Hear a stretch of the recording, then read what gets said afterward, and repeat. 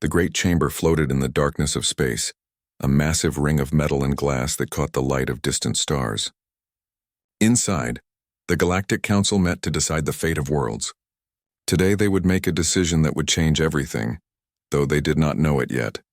Ambassador Jiwan sat in the human section, her hands folded calmly on the smooth table before her. She had represented Earth for 12 years now, and she knew the mood of this council well. Behind her stood Captain Minho in his dark uniform, his face carefully neutral. To her left sat Dr. He-jin, who had been reviewing data files until the session began. All three humans wore the simple gray and blue uniforms of Earth's diplomatic service. Around the circular chamber sat representatives of 23 species. The Vrax matriarch occupied a large platform, her insect body gleaming under the lights. Her compound eyes reflected colors that human eyes could barely see. Next to her, the Lumith ambassador stood like a living crystal, light passing through his transparent body in strange patterns. The Thalorn representative floated in a tank of treated water, his tentacles moving slowly as he breathed.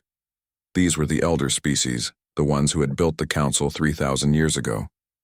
They had explored the galaxy before humans even discovered fire. They had created laws and treaties when Earth was still a world of scattered tribes, and they never let anyone forget it. The session began with routine matters: trade agreements, border disputes, research funding. Jiwan listened carefully, occasionally making notes on her tablet. The humans said little during these discussions. They had learned over the years that the council preferred it that way.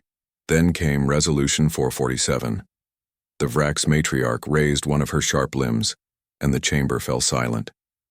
Her voice clicked and buzzed, translated instantly by the chamber systems into every language present. "We bring forth a matter of great importance," she began. "For 300 years, humanity has been part of this council. In that time, they have grown rapidly. Too rapidly, some might say."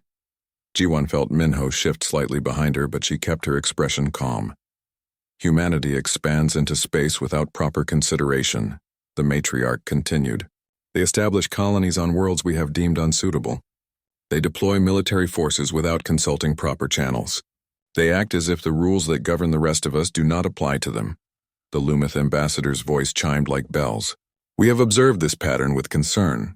Humanity seems unwilling to follow the established protocols that have maintained galactic peace for millennia." Jiwan raised her hand, asking for permission to speak. The matriarch's antennae twitched, but she granted it. "Matriarch, with respect, humanity has followed every protocol required of us," Jiwan said, her voice steady. "Every colony we have established was registered properly. Every military deployment was reported. We have paid our council dues in full and on time. We have answered every call for assistance." "You misunderstand the concern, Ambassador," the Thalorn representative said, his voice bubbling through his tank's speakers. "It is not about following written rules. It is about understanding your place in the natural order. Some species are meant to lead. Others are meant to learn." Dr. He-jin's jaw tightened, but she said nothing. The matriarch continued. "Therefore, we propose Resolution 4I-47. Humanity will retain basic membership in the Council, but voting rights on military matters will be suspended. Additionally, human colonies will face increased resource quotas to support Council operations. These measures will remain in effect until humanity demonstrates proper maturity." The vote came quickly. 18 species voted in favor. 3 abstained. Only 2 voted against, both younger species who relied heavily on human trade. Jiwan stood slowly. Captain Minho and Dr. He-jin rose with her. The chamber grew quiet, waiting for the human response. Some expected anger. Others perhaps expected pleading. The elder species had seen both from younger races before. "We understand the Council's decision," Jiwan said simply. "Humanity will comply with Resolution 447.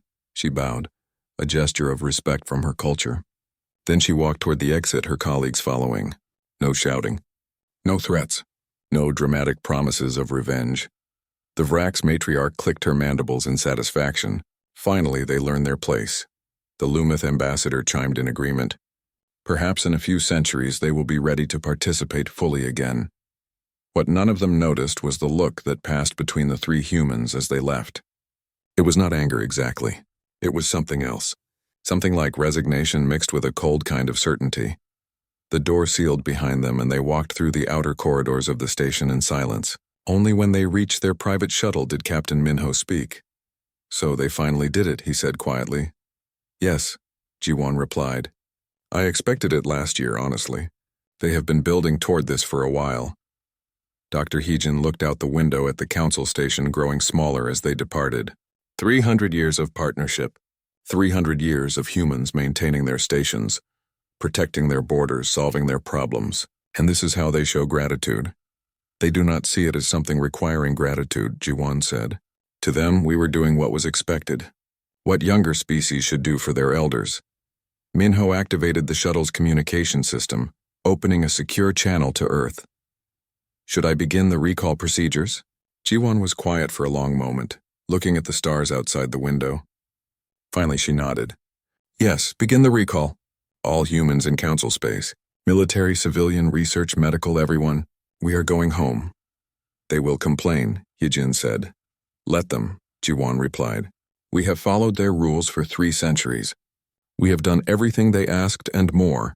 If they want to treat us like children who do not know our place, then perhaps it is time they learned what we were actually doing for them." "When should we start?" Minho asked, immediately, but quietly. No announcements. No explanations. We simply leave. Every contract terminated legally and properly. Every agreement ended according to its own terms. We will follow their rules one last time. The shuttle jumped to faster-than-light travel, leaving the council station behind.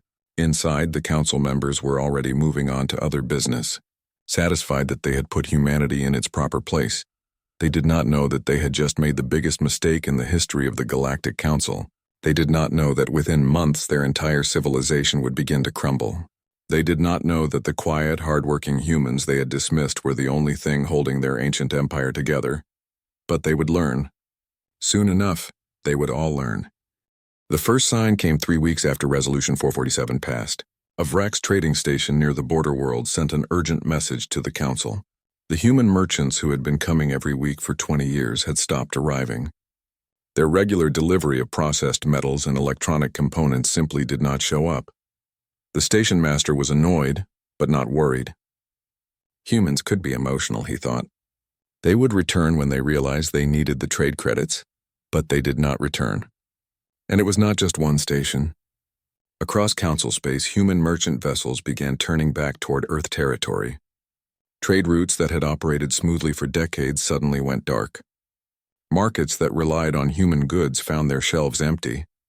Councillor Varric of the Lumith noticed the pattern during his weekly review. His crystalline form flickered with concern as he studied the reports. Still, he told himself, this was temporary. Humanity was just making a point. They would be back. On Station Kepler 7, things were more serious. Engineer Doyen had maintained the fusion reactors there for 8 years. He knew every pipe, every valve, every control system. The reactors were old, built by the Lumith centuries ago, and they required constant attention. Doyen had learned to predict problems before they happened. He had created dozens of small fixes that kept everything running smoothly. When he received the recall order from Earth, he spent 3 days writing detailed reports about each reactor. He documented every modification he had made, every unofficial repair, every workaround for problems the original designers had never anticipated. He sent these reports to the station commander and trained the Lumith engineers as best he could in the time he had. The station commander accepted his resignation with barely concealed irritation. "You are contractually obligated to provide 2 months' notice," he said. Doyen pulled up the contract on his tablet. Section 7, Paragraph 3. In cases of political sanction affecting the contractor's home species, contracts may be terminated with 1 week notice. Resolution 447 qualifies as such a sanction. The commander's light pattern showed anger, but he could not argue with the contract. It had been written by the council's own lawyers. 7 days later, Doyen boarded a transport to Earth. The Lumith engineers took over the reactors, confident they could handle systems built by their own ancestors. The first reactor failed 2 weeks later. A cascade of small problems that Doyen would have caught and fixed became one large crisis. The Lumith engineers followed the reports he had left behind, but they discovered that the modifications made sense only if you understood human engineering principles. Doyen had been combining 3 different technological approaches in ways that no single species would have thought possible. Station Kepler 7 lost power for 6 days. 14 people died in the failure. The Council sent official condolences and began investigating the incident. In the medical research facility on Thalorn Prime, Dr. Suman was packing her laboratory. She had spent 15 years there, working on cross-species disease research. Her specialty was understanding how illnesses jumped between different biological systems. She had developed vaccines that saved millions of lives across a dozen species. Her Thalorn supervisor floated into the lab, tentacles waving with agitation. "You cannot simply leave. Your research is too important." "I have sent all my data to the Council's central archive," Suman replied calmly. "Everything is properly documented." "But the data makes no sense without your analysis," the supervisor protested. "Your methods of comparison, your way of seeing patterns across different biologies, we do not understand how you do it." Suman looked at him with something like pity. "Perhaps you should have spent more time learning instead of assuming human methods were primitive." She left the next morning. The research facility tried to continue her work, but they quickly discovered that human analytical thinking was very different from their own. Where Thalorn scientists looked for elegant mathematical patterns, Suman had used intuition, backed by thousands of small observations.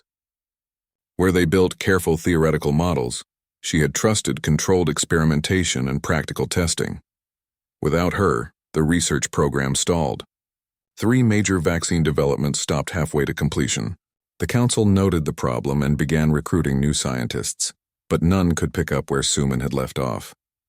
The most dramatic change came in the outer reaches. For 30 years, Admiral Taeyong had commanded the defensive fleet there.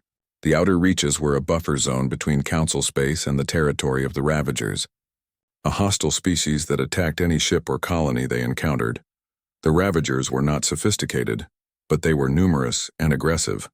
Stopping them required constant patrols, quick response times, and careful coordination between multiple species ships. Admiral Taeyong had built a system that worked. Human ships formed the backbone of the defense, but they worked with Vrax fighters, Lumeth cruisers, and Thalorn support vessels. When the recall order came, Taeyong spent a week briefing his replacement, a Lumeth admiral named Crystallis.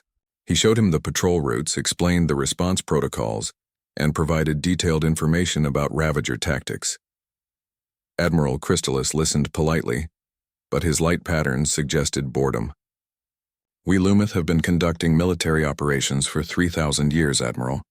I believe we can handle some primitive raiders. These raiders destroyed 17 colonies before we stopped them," Taeyong said quietly. "Do not underestimate them."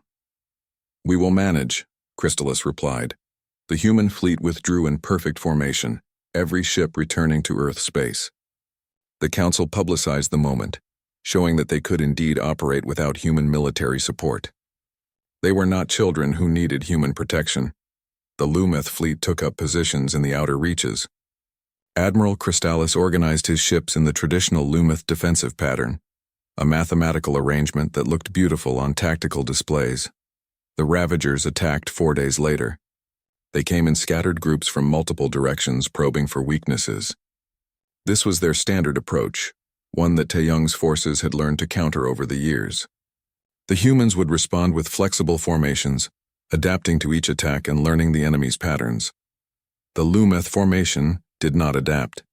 It was designed for coordinated fleet battles, not for scattered skirmishes with unpredictable opponents. The Ravagers found the gaps in the defense and poured through. Crystallis tried to reform his ships, but the elegant mathematical patterns fell apart under the chaotic reality of combat. 4 days of fighting ended with the Lumeth fleet in retreat. 17 ships destroyed, thousands dead, 3 colonies abandoned as the Ravagers pushed into Council space. The Council held an emergency session. They demanded explanations. Why had the defense failed so badly? Admiral Crystallis, his crystalline body dim with shame, could only say, they did not fight the way they were supposed to fight. The Council sent official messages to Earth, requesting military assistance. The messages were polite and carefully worded, avoiding any direct admission that they needed help. Ambassador Jiwan read the requests from her office in Geneva. She composed a response that was equally polite and equally careful. Earth acknowledges the Council's situation in the outer reaches. Unfortunately, Resolution 447 removed humanity from military decision-making. We would not want to overstep our place by deploying forces without proper Council authorization. We are certain the elder species will find an appropriate solution. The message was sent. No offer of help. No suggestion of what they should do. Just acknowledgement and confidence in the Council's abilities. Across Council space, the pattern repeated. Human agricultural specialists left farms and returned home. Human doctors closed their clinics. Human teachers departed schools. Human technicians abandoned their posts. Every departure was legal. Every contract ended properly. There were no violations, no broken agreements. The humans were simply going home. And slowly the Council began to realize what that meant. 6 months after the humans left, the Galactic Council met in emergency session. The grand chamber that usually projected power and confidence now felt different. Several seats sat empty. Some species had stopped sending representatives, claiming they could not afford the travel. Others sent junior officials instead of their ambassadors. High Counselor Thros floated in his tank at the center of the chamber. His tentacles moved with visible agitation, creating small currents in the water. Around him, the remaining council members looked tired and worried. Even the Vrax matriarch, who usually gleamed under the lights, appeared dull and worn. "We must address the situation," Thros began. "The human withdrawal has created complications we did not anticipate." Complications. The word felt too small for what was happening. Across council space, systems were failing. Not all at once, but steadily, like a building crumbling from the inside. The trade networks had collapsed first. Human merchants had not just been moving their own goods. They had been connecting hundreds of other species' trade routes, acting as middlemen, translators, and coordinators. Without them, the complex web of galactic commerce fell apart. Species that had never needed to talk directly to each other now found they could not agree on prices, delivery schedules, or even basic contract terms. The Vrax matriarch clicked her mandibles in frustration as she reported on the food crisis. 17 agricultural worlds are experiencing famine. The irrigation systems are failing. "How is that possible?" asked the Lumeth counselor. "Those systems have operated for decades." "Because humans maintained them," a younger counselor said quietly. Specialist Yunji and her team. They visited each world twice a year, making adjustments, teaching local farmers new techniques. "We have the technical manuals they left behind, but our people do not understand them. The farming methods use concepts that combine Vrax efficiency, Thalorn biological knowledge, and human improvisation. No single species can replicate the approach." The reports continued, each one worse than the last. The medical crisis on Vrax Prime had killed 40,000 people before they contained it. A plague that Dr. Junho could have stopped in days instead spread for 3 months. The Vrax doctors had the medicine, the equipment, the knowledge, but they did not have the specific protocols that Junho had developed for managing cross-species epidemic response. Station after station reported power problems. The fusion reactors built centuries ago were failing because no one understood how to maintain the human modifications that had kept them running. The Lumeth engineers studied the reports left by people like Doyen, but reading about a repair and understanding why it worked were different things. And the Ravagers kept pushing forward. Every week brought new reports of destroyed colonies and captured territory. The Council had assembled a joint fleet from 5 species to stop them, but coordination was a disaster. Each species' military had different communication protocols, different tactical doctrines, different ideas about command structure. For 30 years, Commander Soyon had managed the integration networks that let different species fight together effectively. She had built systems for instant translation, tactical coordination, and unified command. Without those systems, the joint fleet was just a collection of ships that happened to be in the same place. They lost 3 major battles in succession. High Counselor Thros called for reports from each species. One by one, they detailed their problems. The pattern was always the same. Systems that had worked perfectly for years were now failing. And when they investigated why, they found humans had been the ones keeping those systems working. "We must contact Earth," said the Thalorn counselor. "Request their return?" "We tried," Thros said heavily. "They respond politely to every message. They acknowledge our difficulties. They express confidence in our abilities to solve our own problems, but they do not offer help." The Vrax matriarch's voice was sharp with anger. "This is sabotage. They are punishing us. No, said a quiet voice. Everyone turned to look at Counselor Breketh of the Naran, one of the species that had voted against Resolution 447. This is not sabotage.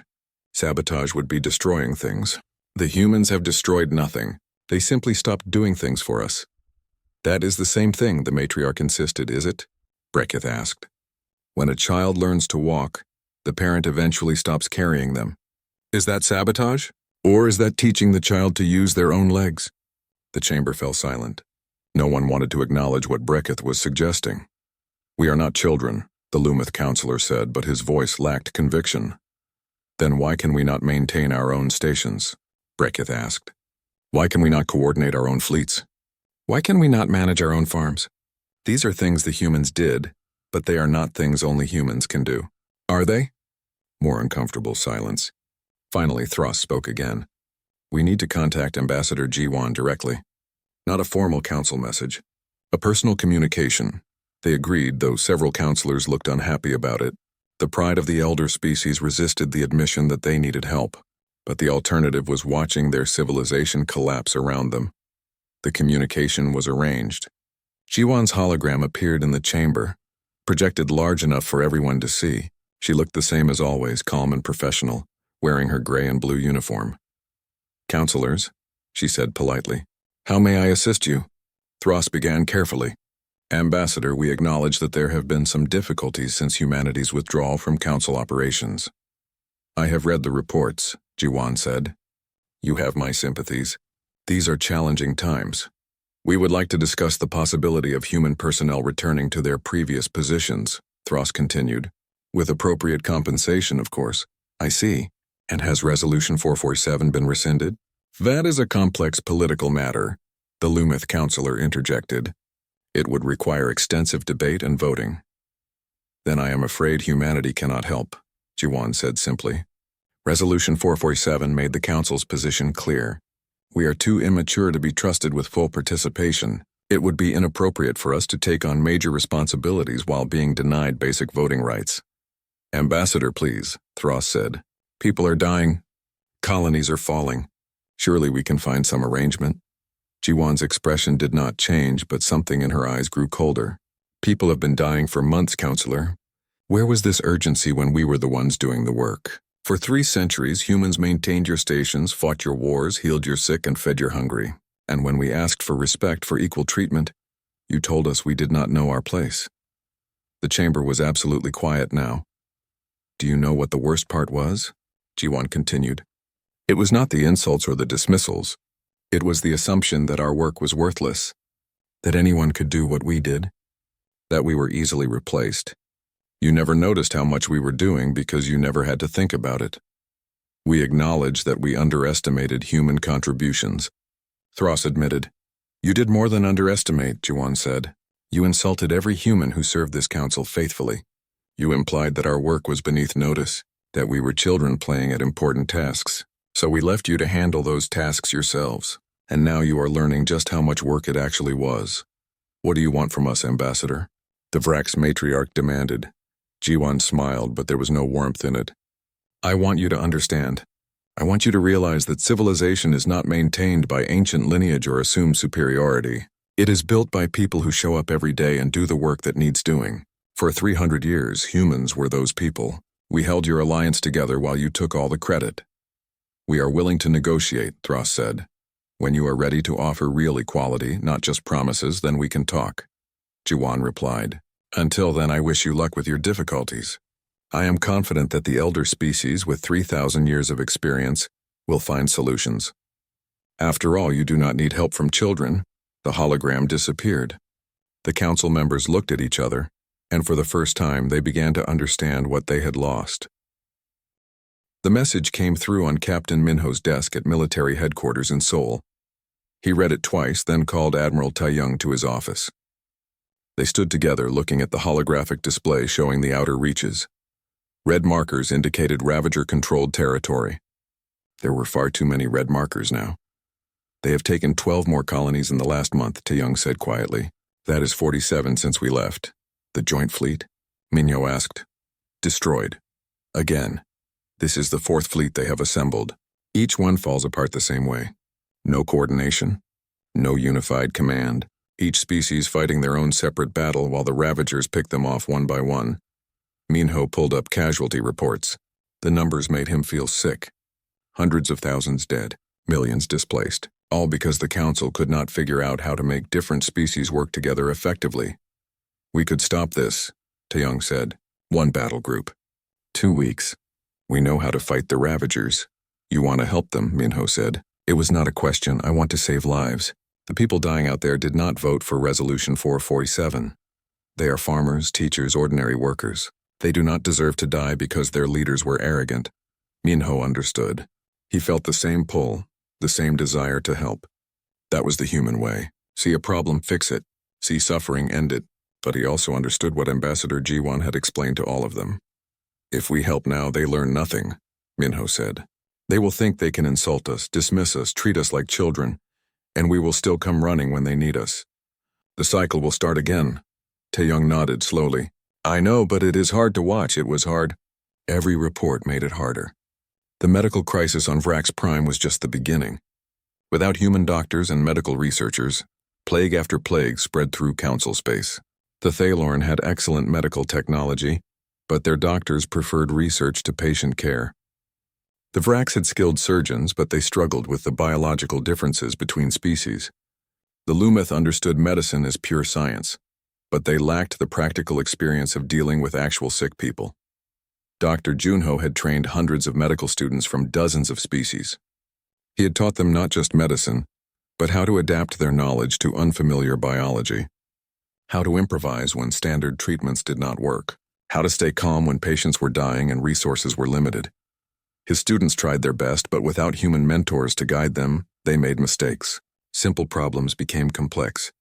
Treatable conditions became fatal. The death toll climbed. The agricultural collapse was equally devastating. Specialist Yoonji read the reports from her office in New Seoul. 15 agricultural worlds were facing complete crop failure. The remaining food-producing worlds could not make up the difference. Famine spread across Council space. The problem was not that the aliens did not understand farming. The Thaylorn had been growing crops for thousands of years. The Vrax had efficient agricultural methods. But the worlds in question had been using human techniques, combinations of different approaches that maximized yield in difficult conditions. Yoonji had spent 20 years developing these methods.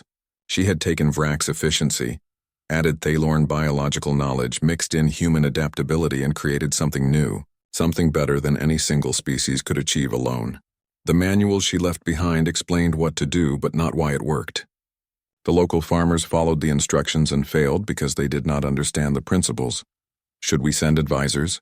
her assistant asked. "Just to teach them the techniques?" "The Council has not requested assistance," Yoonji said. "And even if they did, why would we send our people back to worlds where they are not respected, where their expertise is dismissed as the work of children?" The assistant looked at the casualty projections. "Millions will starve." "Then their leaders should have thought about that before they insulted the people who were feeding them," Yoonji said. Her voice was hard, but her eyes were sad. Back in the Council chamber, the situation grew more desperate. 3 member species announced they were leaving the Council to form their own defensive alliance. They could not afford to stay in an organization that was falling apart.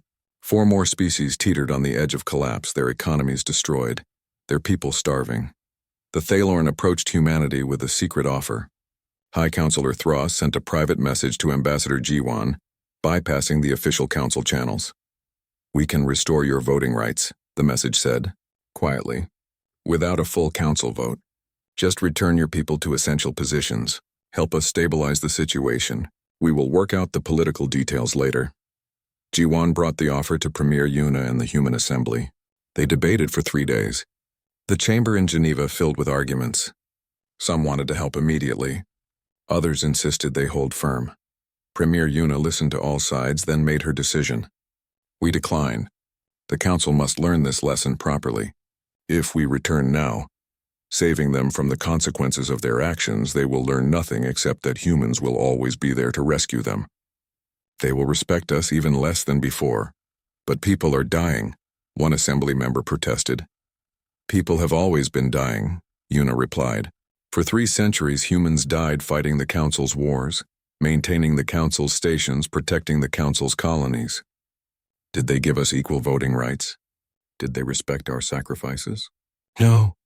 They told us we were immature children who did not understand our place. Let them face the reality of what happens when the children leave home. The decision was announced. Humanity would not return to the Council under the current terms.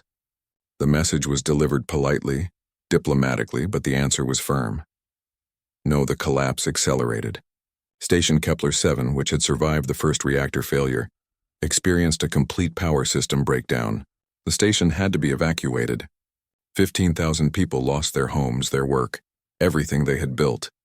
The Vrax matriarch finally admitted publicly what everyone already knew. We cannot maintain the systems the humans built. We do not understand their methods. Every attempt to repair or replace their work fails because we do not think the way they think. It was the closest she had come to, admitting that humans might not be children after all. The medical research facility on Thalorn Prime shut down completely. Without Dr. Suman and her team, without the human approach to cross-species medical research, the work simply could not continue.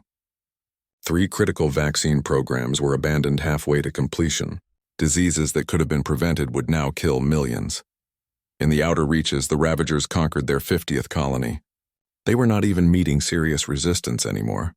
The Council forces were so disorganized, so poorly coordinated, that they barely qualified as a military presence. And through it all, humanity stayed home.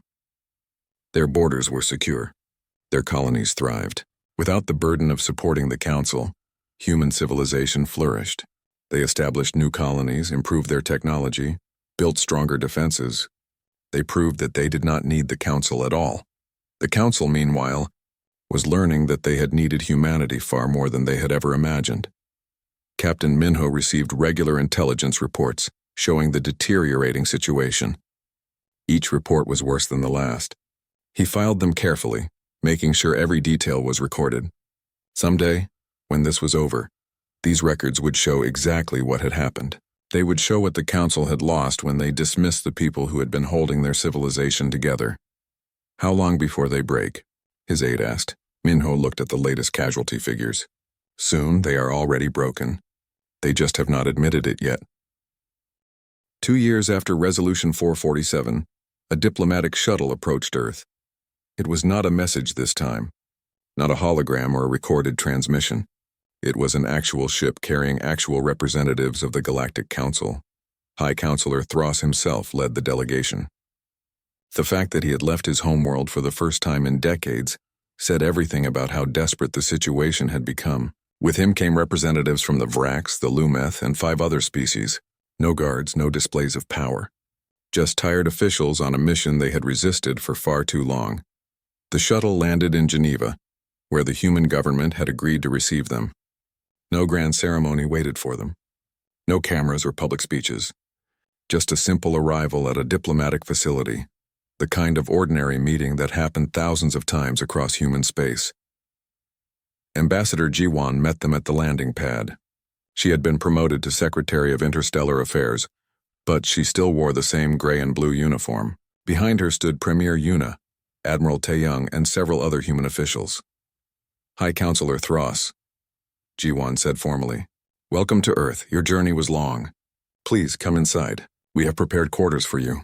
Thros appreciated the courtesy, though he did not miss the message in Jiwan's words. Your journey was long. Yes, it had been. Not just the physical distance, but the path that had brought them here. The path of pride, arrogance, and finally, crushing realization. They gathered in a conference room that overlooked Lake Geneva. Mountains rose in the distance, snow-capped and beautiful. The room was comfortable but not luxurious. Simple furniture, basic refreshments. Nothing like the Grand Council chamber with its displays of ancient power. Thros floated in a portable tank, looking at the humans gathered around the table. They looked different than he remembered. More confident, perhaps. Or maybe they had always been this way and he had simply failed to notice. We came to talk, Thros began. Not to make demands or issue statements, just to talk honestly about what has happened. We are listening, Premier Yuna said. Thros's tentacles moved slowly, a sign of careful thought in his species. 2 years ago, we passed Resolution 447. We told ourselves it was necessary. That humanity was growing too fast, acting too independently. That you needed to learn your place in the galactic order. He paused, gathering his thoughts. This was difficult for him, for all of them. The elder species did not admit mistakes easily. We were wrong, Thros said simply. Not just wrong about the resolution. Wrong about everything. Wrong about who you were. Wrong about what you were doing. Wrong about what held our civilization together. The Vrax matriarch spoke next, her voice clicking softly. For 3,000 years we believed that age meant wisdom. That because we had explored the galaxy first, we understood it better. We looked at humanity and saw children, young, impulsive, lacking in proper respect for tradition. We did not see that while we were congratulating ourselves on our ancient wisdom, you were doing all the actual work, the Lumith representative added, his crystalline body dim with shame. Premier Yuna listened carefully. Why are you telling us this? Because we need you to come back, Thros said. But more than that, because it is true. The council is falling apart. Not because you sabotaged anything, not because you attacked us, but because you stopped holding everything together. And we never even realized you were doing it. Admiral Taeyong leaned forward. Tell me about the outer reaches. How many colonies have you lost now? 63, Thros admitted. The Ravagers control a third of what used to be council space. We have assembled 7 joint fleets to stop them. All 7 were destroyed. We simply cannot coordinate between species the way you did. Each species fights their own way, follows their own tactics, uses their own communication systems. It is chaos, and the medical crisis, Dr. Heejin asked. The Vrax matriarch's mandibles clicked in distress. 300 million dead from diseases that your doctors could have stopped. We have the medicine. We have the equipment. We have the knowledge in our databases, but we do not have the understanding of how to apply it across different species, how to adapt when standard treatments fail, how to train others to do the same. The stations? Engineer Doyen asked. 47 have been abandoned, the Lumith representative said. We cannot maintain the systems you built. Every attempt to repair them fails because we do not understand the principles behind your modifications. You combined technologies from multiple species in ways that should not work, but somehow did. Our engineers study your manuals and still cannot figure out how you did it. And the agricultural worlds? Specialist Yunji asked quietly. Silence. Finally, Thros spoke. Famine, mass starvation. Billions suffering because we cannot grow enough food. The techniques you developed, the combinations of different species methods, we cannot replicate them. We follow your instructions exactly and still fail. The humans exchanged glances. They had known about these problems, of course. Intelligence reports had kept them informed. But hearing it directly, hearing the admission in the counselor's own words, that was different. You could have asked for help months ago, G1 said. Why wait until now? Pride, Thros said simply. We are the elder species. We built galactic civilization. We created the council. How could we admit that we needed help from a species we had dismissed as children? How could we admit that you were better at running our own civilization than we were? But you are admitting it now, Premier Yuna observed. Because we have no choice, the Vrax matriarch said. Our people are dying. Our colonies are falling. Our entire civilization is collapsing. Pride means nothing if there is no civilization left to be proud of. Thros's tentacles moved in a gesture of deep respect. We came here to apologize. Not a political apology. Not diplomatic words that mean nothing. A real apology. We were wrong about you. We insulted your work. We dismissed your contributions. We treated you with disrespect and arrogance. We are sorry. The room was quiet. Outside the window, the sun was setting over the lake, painting the sky in shades of orange and gold. What are you asking for? Ji-Wan asked finally. We want to rebuild the council, Thros said, but not the way it was. A real alliance of equals, every species with equal voting rights. Resources contributed proportionally, not dumped on whoever is willing to do the work. Decisions made together, not imposed by elder species who think they know better. That is a good start, Admiral Taeyong said, but there is one more condition. Name it, Thros said immediately. An apology to every human who served the council faithfully, Taeyong said. Not to the government, to the individuals, to the engineers like Doyen who kept your stations running, to the doctors like Junho who saved millions of lives. To the soldiers like Commander Soyon who held your borders, to the specialists like Yunji who fed your people, they gave years of their lives to the Council. They worked hard, they served faithfully, and you told them they were children who did not know their place. They deserved to hear that you were wrong, Captain Minho added. They deserved to know that their work mattered, that it was not beneath notice, that they were not easily replaced. The Council delegates looked at each other. It was a harder request than asking for new treaties or new trade agreements. It required real humility, real admission of fault. We will do it, Thras said, publicly, officially. A formal apology to every human who served, naming them individually if necessary. Whatever is required to make this right. Premier Yuna stood and walked to the window, looking out at the mountains. The others waited while she thought. The Council must be reformed completely, she said finally. True equality for all species. Transparent decision-making, fair distribution of responsibilities, and humans will no longer do for you what you can do for yourselves. We will help coordinate. We will share knowledge. We will work together. But we will not be your unseen workforce while you take credit. Agreed, Thras said immediately. Then we will consider it, Yuna said. The Human Assembly will debate and vote. If they approve, we will send advisors to help stabilize the crisis.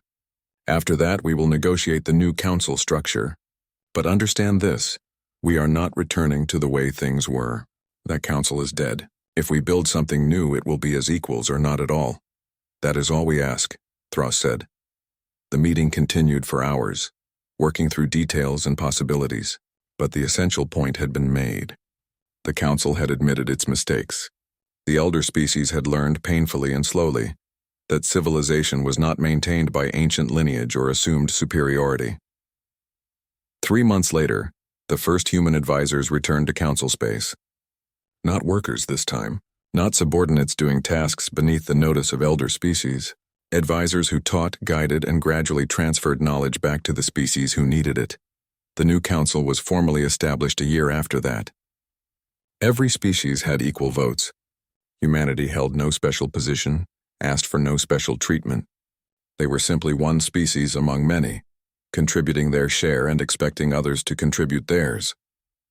The Ravagers were pushed back gradually. The famines ended as local farmers learned the techniques specialist Yunji had developed. The plagues were contained as Thalorn doctors learned to apply Dr. Junho's methods.